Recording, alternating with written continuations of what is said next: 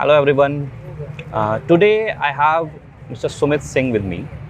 He is one of the visionary behind this cooperative NCUI Haat, Delhi Haat. And before coming to Delhi Haat or talking about NCUI Haat, I would like to tell you more about Sumit Singh. Sumit Singh has been associated with several government movements. He has been associated with cooperatives. He has been associated with uh, different ed- educational and entrepreneurial activities. To know more about Sumit, let's talk to Sumit itself. Hi Thank Sumit, Hi. thank you, welcome. Hi. Sumit, would like to know more about your journey and because youngsters are watching you and you have been a role model to many of people. So from where this journey of Sumit Singh started? First of all, thank you so much for your kind words of encouragement. And see, role model, it's a very big word. I may not fit into that frame. But I've been trying whatever I wanted to do since the beginning of my career, since the beginning of my school days. And I come from a very small village in eastern UP area. It's located in Balia district. And I've seen all the problems, all the different manifestations of poverty and lack of education, lack of exposure to various places like that. So the insights which I got in those school days of my career when I was studying in one school founded by our ex-Prime Minister Sri Chandrasekhar ji. So I used to see all the socio-political developments and the way government was trying to rope in to resolve some of the issues. So the insights, and I was very keen observer since the beginning of my career. So we started from that humble background, and then I was in Varanasi for some time, and there also I was a very keen observer to anything happening around. So just going to places, listening to people, listening to what's happening, listening to how government is trying to respond to some of the challenges which are faced by people in society. So with that background, I joined Rohilkhand University, the Institute of Engineering and Technology, and I was boiling with the passion and energy to do something, but I was not finding the right platform. And sometimes I used to get depressed that what I'm going to do, because I had no plans to become an engineer. So then third year, suddenly student union elections were announced, and I was the first one to jump in. We won with a thumping majority because we came with the agenda in mind that what we are going to do for the college. And that 1 year of my student politics career, it taught me a lot about the whole the system, the civic administration, the different stakeholders of society, be it the municipal corporation, panchayats, self-help groups, a lot of things like that. And I was more curious to see that let me see the whole of India and see where I can fit in better. And the next year, luckily, this Dandi Yatra was announced in Gujarat, and it was organized on the 75th anniversary of the original Dandi Yatra, which was organized by our Father of Nation. So that was a very awe-inspiring experience for me, because I interacted with hundreds of people coming from various parts of India, then coming from various backgrounds, politics, society, development sector, scientific background, then people coming from USA, Australia, Africa, everywhere. So that was like a reality show for me, 26 days of those continuous deliberations, discussions with people. So that brought a lot of confidence in what I was thinking, because I didn't want to continue with my engineering career.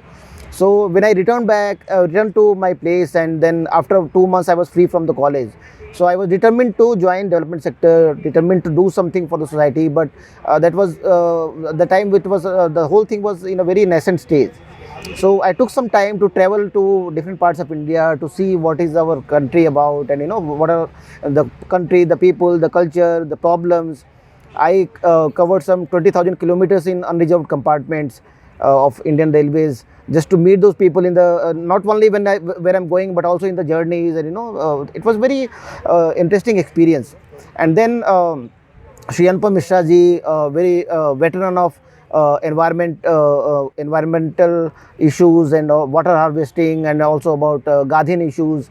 So I met him. I was lucky, fortunate enough to meet him, and then he was my mentor in those early days of career. And we learned the basics of social work. So the humility which is required, and he used to say that no, समाज में जब भी जाना तो समाज का बेटा बन के जाना, समाज का बाप बन के मत जाना. So all those things, that it took some time, like around 2 years for me. Then I was also involved in some socio-political activities for some time. Then I thought it's time to join some organization where I can also manage my expenses, and then I can work for the issues which I always felt that that should be addressed. Right. So the journey came to that point. So I joined Janagraha. There's one organization based in Bangalore, and my boss was that time chairperson of National Technical Advisory Group of one Jawaharlal Nehru National Urban Renewal Mission. He was also member of a committee called National Core Group on Urban Poverty, and then he was member of a committee of Planning Commission. So wonderful, charismatic personality, and I was fortunate enough to work with him for almost 3 years. So that time we had co-authored a policy paper on urban participatory governance in urban India with special focus on urban poor. We also organized a lot of national international conferences, workshops on various policy issues, like developing this infrastructure using the enhancement of the values of this urban land system. Also working on public health, a lot of issues like that. So after that, I was working briefly in Mumbai for some time with one institute which was engaged in training and capacity building of elected representatives, mostly in urban areas. And then I joined as regional director of the same organization in Jodhpur. So 2013, I met one very dynamic IAS officer, and he we worked together for some time, and then we came out with something called Smart Colony Smart Ward Initiative, which is a very unique initiative to engage citizens and all the other stakeholders at a very localized neighborhood level, and to see how we can develop very clean and vibrant neighborhoods. So that was awarded by Government of Rajasthan, Government of Goa. I also got one award under one international event in Jaipur. So it was quite interesting journey, but the whole thing, one thread which combines all of what I did since the beginning of my school days was participation and inclusion. So I'm always a people's person. So how to accommodate the aspirations, wishes of different sections of society, what we can do for them, how we can innovate some of the processes and approaches to see that they all fit into their and they come true to their expectations. So that was my always focus area. And luckily then I started also a foundation for 2 years in Goa, because I was working on this menstrual hygiene issue, which was a very taboo issue, and that time Padman movie had not come, so there was hardly any awareness. So I worked with one lady, Jaishi Parwar, and she was trying to work on this sanitary pad thing, but things were not working. There were issues in marketing, product design, and other issues. So I worked with her, and suddenly the news broke on internet and the media. So it was published everywhere, Times of India, Hindustan Times. I got a call from a journalist from London, so it was published in International Business Times. So that opened a whole new dimension to my career, because otherwise I had never thought that I will join, go and work in this menstrual hygiene sector. Right. But suddenly, because of the pressure, and then I also got involved because I thought, this is a good way to reduce that taboo around the whole issue of menstrual hygiene, and also provide livelihood in a very sustainable manner to the ladies, females in the remote areas. So we came out with the foundation. We got a project. It was inaugurated by Minister of Ayush, Government of India, and it has come a long way. Now we have engaged some 15 women in that project, and it is coming along well. We have diversified also. Now they are making some cloth items. They are making pickle, papad, soap, a lot of other things. So I have joined this National Cooperative Union of India very recently, some 4 months back. But as I told you, since I was working on these issues of participation, inclusion, and on this public good basically, so it was very easy for me to align with the objectives of National Cooperative Union of India. And this has also helped me to further some of the objectives, some of the goals which we had earlier also as part of the foundation, as part of some of the government schemes, to further the same here and to empower all these SDGs which you see in a very different way. So which is a win-win solution, win-win for us, them, for everyone. So that's our objective. Nice. It's been an incredible journey, Sumit. Thank you so much. And we really appreciate whatever the efforts you have done. Coming more on the personal front, Yeah.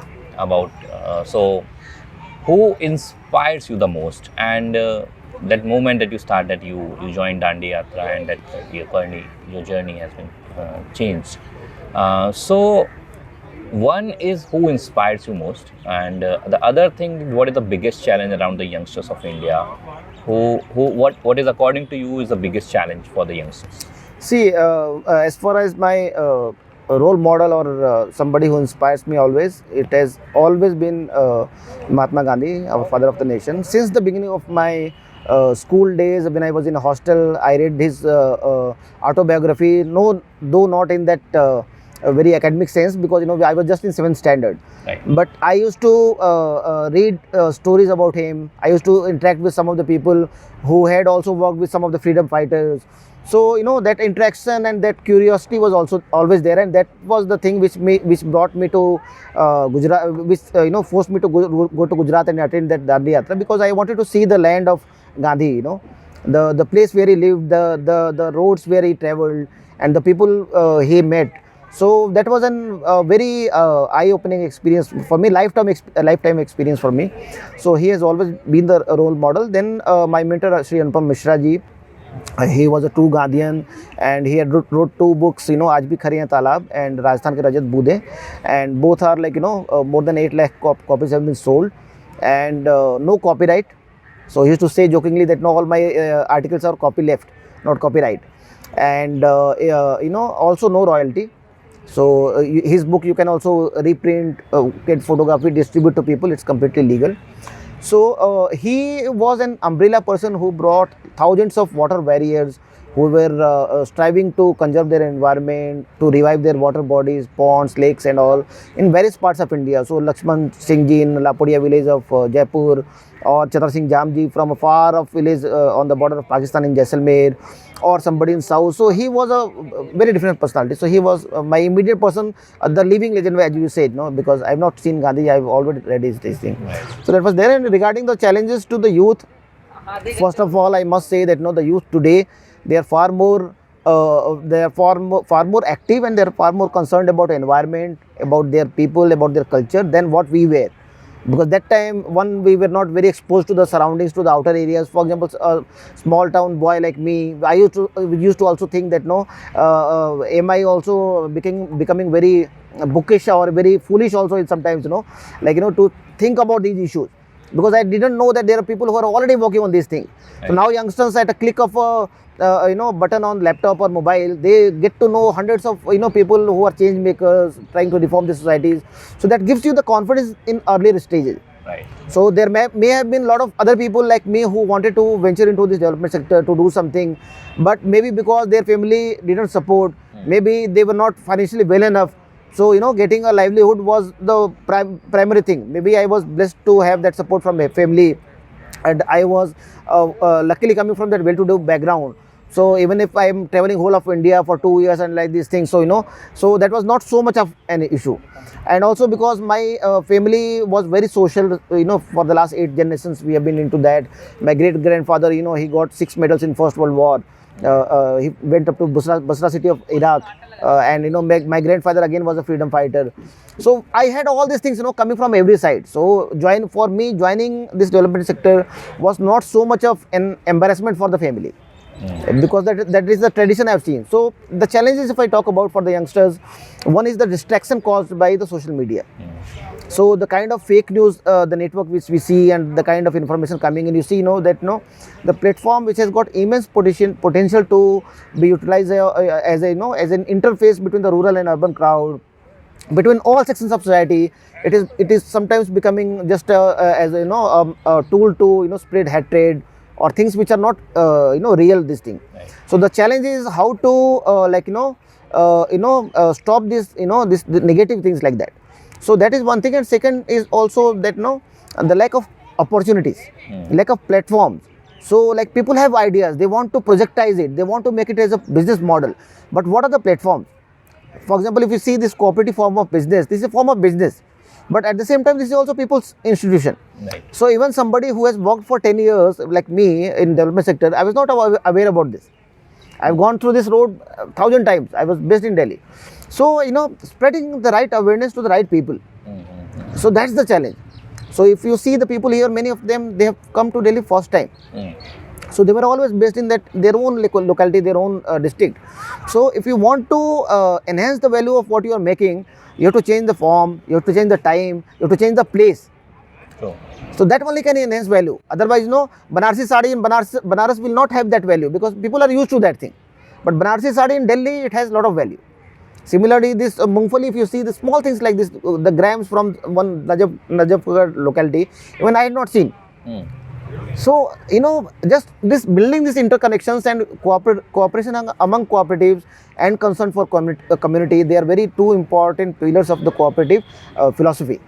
So, that is something we are trying to justify. So, more youngsters need to join, and just 2 days back, we had a big Western dance competition and street play competition. Around 600-700 students came first time to the NCUI campus. So they got to know about NCUI, they got to know about the the cooperative whole form of business and all. So the challenge is for the youth is to reach to the right audience, to get the right platform and to get the right skills. So the challenge for the nation also as a whole is not so much about unemployment. It is much more about the unemployability. Yes. So if you are employable, you can get job anywhere. So unemployment will not bother you. Right. So we have to focus on that factor, how we can develop the capacities in 2 terms. Right. So one effort which we have taken here, earlier the thing was that we have a lot of training programs, capacity building programs, but only people who have got degrees will come as trainers. So what we are trying to do here, even the ladies, they may not be even literate, they may be just 5th standard pass, but how does it bother us? If they are good in dyeing, if they are good in block printing, if they are good in batik printing, that is what we are looking for. That is the only skill. So we are trying to dismantle all those old philosophies of having those degrees and all these things, trying to bring people who can contribute in any manner. So we are trying to develop a pool of resource persons, a pool of experts within our own network. This is incredible, and I must say that this is an effort where I can see people coming from all over the India and showing their talent. It is more about talent and about things which you are trying to provide them in market and provide them some kind of. So Sumit, talking more about this NCUI Haat. What is the core objective and where do you see this will help thousands of corporate working in India?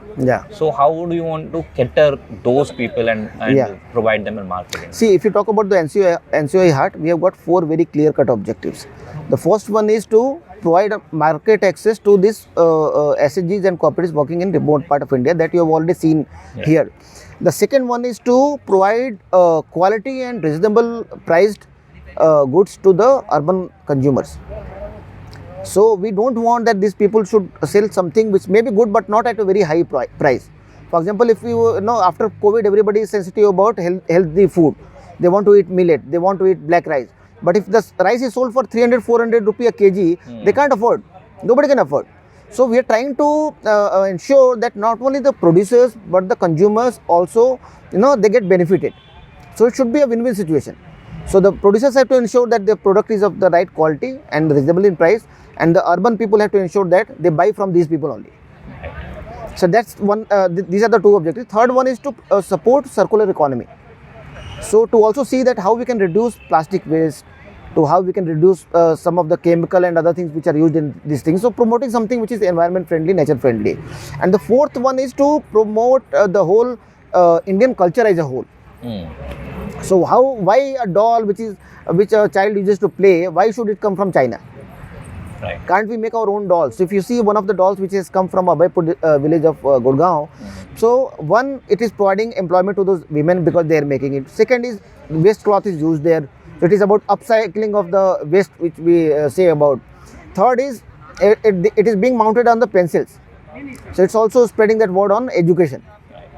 And the fourth and the most important one, it is they are making dolls with Indian dresses, those looks.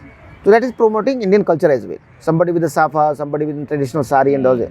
So these are the 4 broad objectives, and anything which falls into these categories, we are open for any collaboration.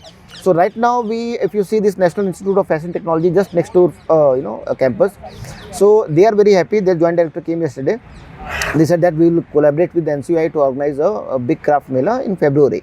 Then Joint Secretary, Ministry of Cooperation, Government of India came yesterday, 2 days before. Minister only came, Minister of State came here. So now they all see NCUI as a very serious player, which is contributing not only in these grassroots level interventions, but also at the policy level. So we have set up this cooperative entrepreneurship development cell. We have formed one advisory council, comprising of experts from various areas like dairy, natural farming, other things like that. So the idea is that we are all ears to anything which can help the whole cause, and whether it's coming from an entrepreneur or from a government agency or from any NGO, we are always, our doors are open to anybody who subscribes to the cause and who wants to become a partner. So a lot of other agencies, for example, Department of Tourism, I met recently Minister of State for Tourism, Government of India.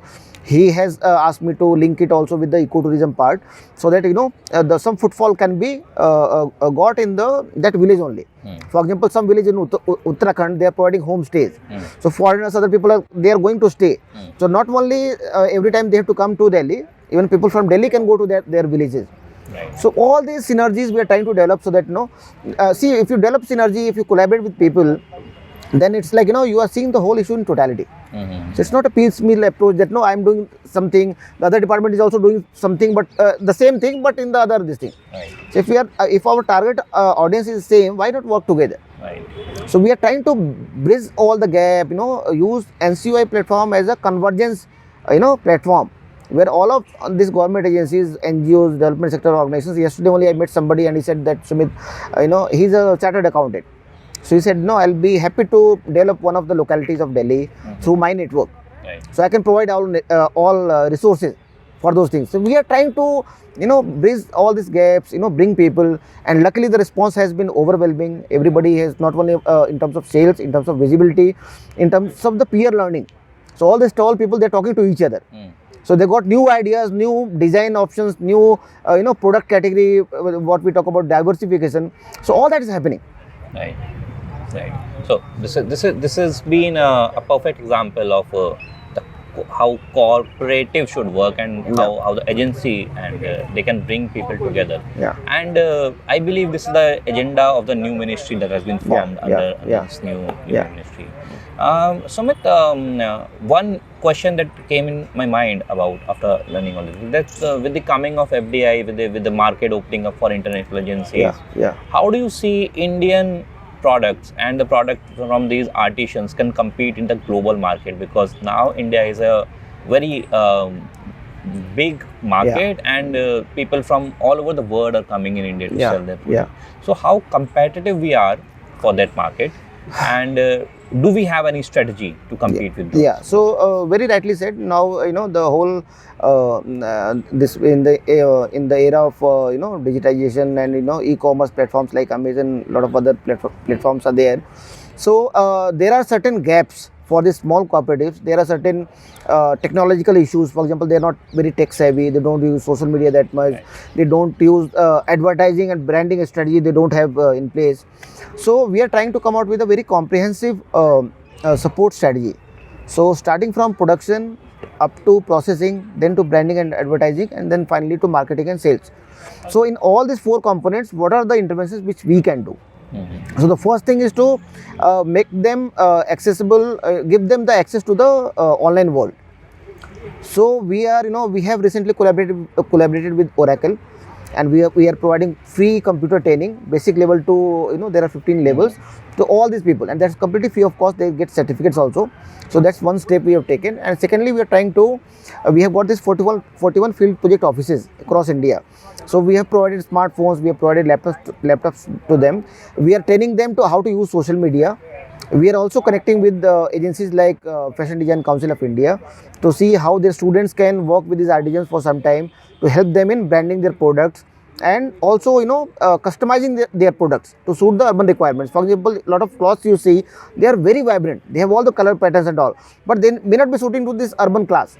So just making little changes and making some top which can go well with the jeans, Right. that will have an appeal among the young crowd.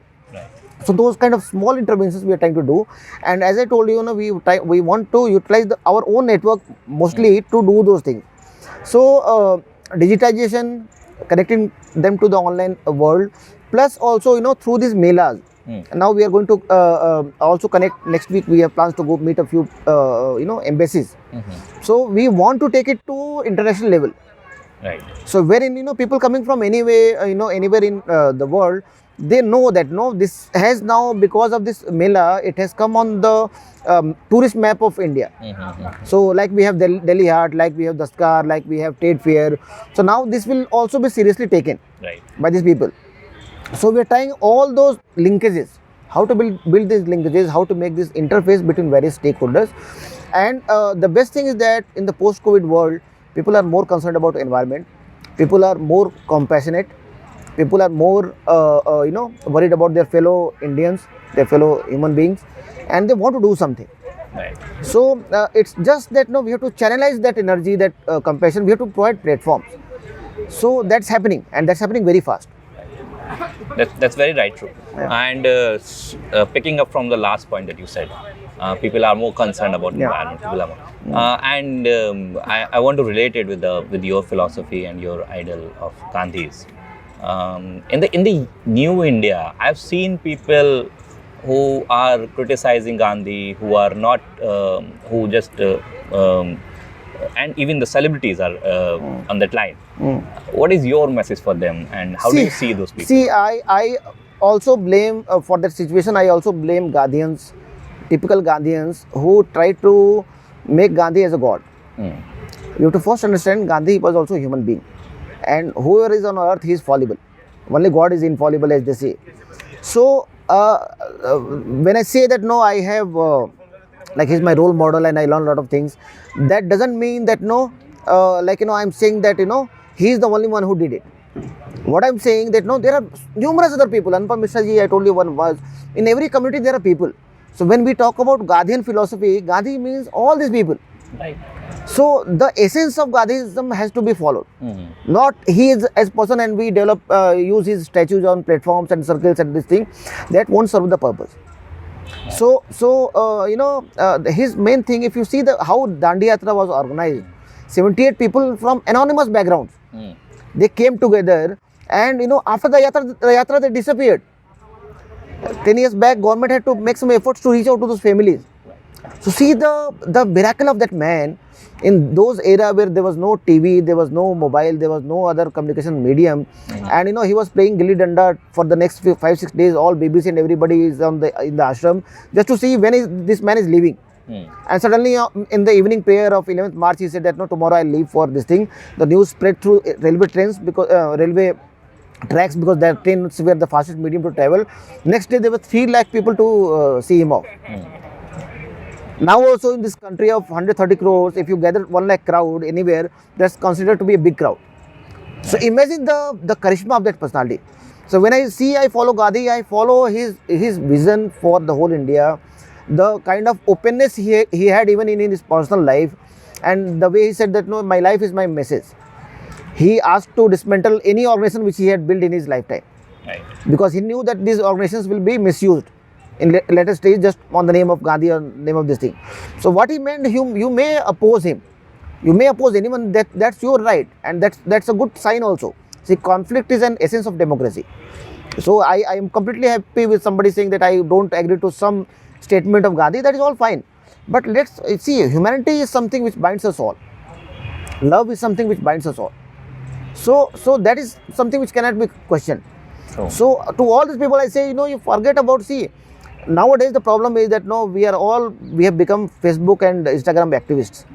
We do whatever we do throughout the day. Just before we are going to sleep on our bed, we do 10 minutes of abusing everyone and criticizing everyone who was there in India 100 years back, and then sleeping on this thing, and we forget and we start the next day with that thing. So Facebook activism will not serve the purpose.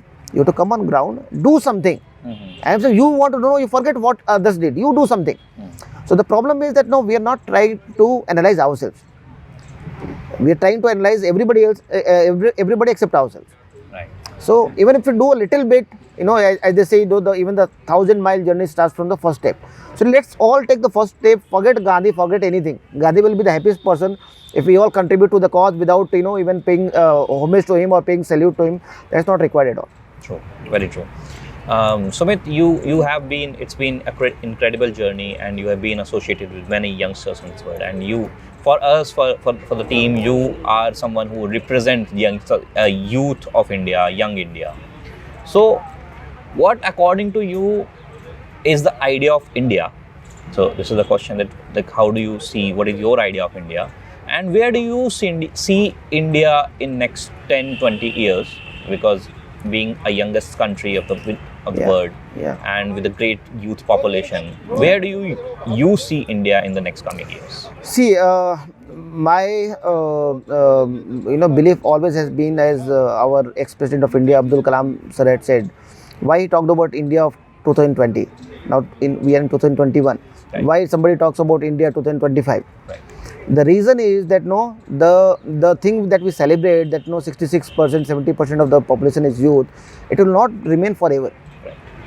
After 20 years, the same number will go to the dependent population. Right. So like population pyramid has overturned for many of the countries, and you see the aging population in Japan or other places. So we have to utilize this 15-20 years. That's the time where we can utilize all our efforts, and we can create a foundation for a better India for the next 50 years. So my idea about India, if you say, the first thing is diversity. So we have to celebrate diversity. Don't try to standardize everything. The dal rice can be eaten like this also, with spoon also, like this also. All that is fine, certain way. So learn to respect the views of other people, and then the inclusion and the feeling of compassion will bind us all, and we all will come together. Problems can be many, but solutions are many more. So if I always believe, like if somebody in your family is ill, the way you treat himself, the way you care for him, have the same, at least not the same, at least 80% of the same intensity of love and compassion for the other people also. Then we can all fight, and we can all take the whole India as a whole to a very different level. Nice, very very rightly said, Sudhir. Any message for the youngsters who are watching you here through our channel? Any message for them? First of all, I'm I have been a learner throughout my life, and I always try to feel that I should not be stagnant. I should not be trapped in my own image. So it's always good to try new things, listen to other people, listen to other views, listen to other whatever thing is coming, like that, because you never know what will change your life the next day. So I recently met one person, Dr. J.P. Singh sir. He is from Varanasi, and very veteran scientist also, and he has worked just with the community. He has created model villages, having a very integrated approach, combining natural farming, go seva, they say, what do you say, the cow based economy at the local level, then composting and other things like that. So he told me one thing which shook my this thing. He said that everybody says the Bharat ek krishi pradhan desh hai, and I said, yeah, I also say the same thing. He said that's completely wrong. India was always a udyog pradhan desh, industry based economy. So it was only when after the 1857, all these companies came in, and the Renaissance and the Industrial Revolution, which barred all these small entrepreneurs, small skilled persons. They took away their job, whether they were in textile, they were in any business like that. Then there was so much of land, so everybody came to the farming and field and things like that. So India was always a udyog pradhan desh. Right. So that is something now which has given me a new spark. Right. That what we are doing, we are trying to revive those olden things where everybody was skilled in doing something. Right. So that is something, let's all first identify our skills, what we can do for ourselves, and take pleasure in what we are doing. And social service is not something which is done for charity. Just because I'm in social field, I should not feel proud that I am in social field. I'm doing it first for myself. Had these people not been there, had this platform not been there, I was worthless. So that feeling of, like, it's not a dan, it's more of a learning. So we are learning more, we are getting more than what we are giving. Right. So with that humility, with that compassion, if you move ahead in career in any field, it can be IT, it can be engineering, somebody, he may be a company, and we talk about not for profit and for profit, but even if a for profit setup, if he is giving slippers, good quality slippers in 100 rupees or very affordable price to the people, that is also service. Right. So everybody, whether it's a government, see the paradigm shift from government to governance. Earlier we had government agencies, NGOs, non-government agencies, or private sector organizations. Now the gap and the line of demarcation has blurred like anything. So NGOs are approaching government for funds. Okay, government is approaching companies for CSR funds. Okay, companies are approaching NGOs for getting their various social initiatives, implemented. So it's all about coordination.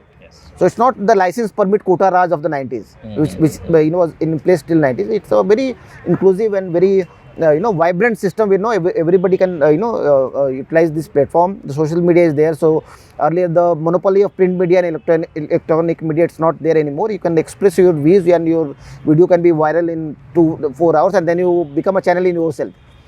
So we should utilize all those opportunities, and we should ensure that we develop ourselves also as a human being, and we do whatever we want to do as a society. This is very rightly said, Sumit, and I strongly believe that this power of that people have these days is something which can really bring India way forward than we are today. And so with this, I think it has been an incredible journey. I already thank you so much. Said that. And wish you all the very best for your future. And thank you for your time. Thank you. Thank you so much. Thanks to you.